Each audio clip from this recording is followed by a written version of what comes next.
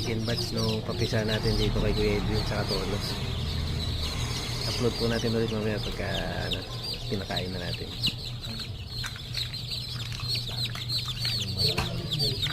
Wala.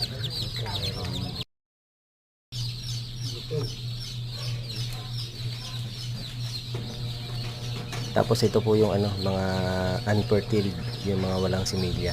Tapos ito na, magmamarking na tayo bago pagsama-samahin sa kahon. Lagyan natin ang marking itong mga bloodline niya. Pera? Sige. Oo. Siguro, maski ako o mga banda siguro, kapag wala ng tao dito, kasi si Edwin papuntang farm na yun eh. Kasi mamaya kasi pupunta si Peter. So sabi ko kay Peter, hindi ka mag-breakfast or mag-lunch. Ano? Maganda sana kung kasama ka. Yun lang. Okay na. Pauwi na tayo. Siyam na piraso lang. Madaming infertile. Parang 21 to. 10 mahigit yung infertile. Okay na rin. Ayan. Ito puti. Tapos ito yung sa pumpkin natin.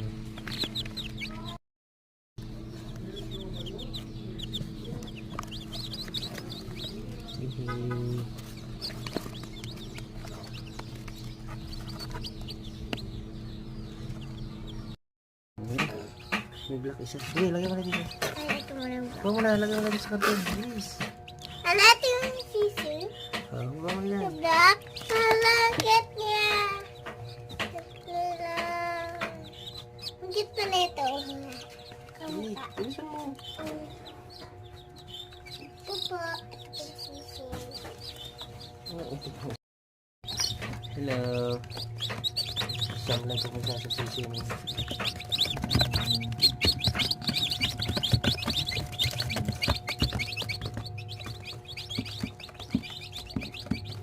Hello.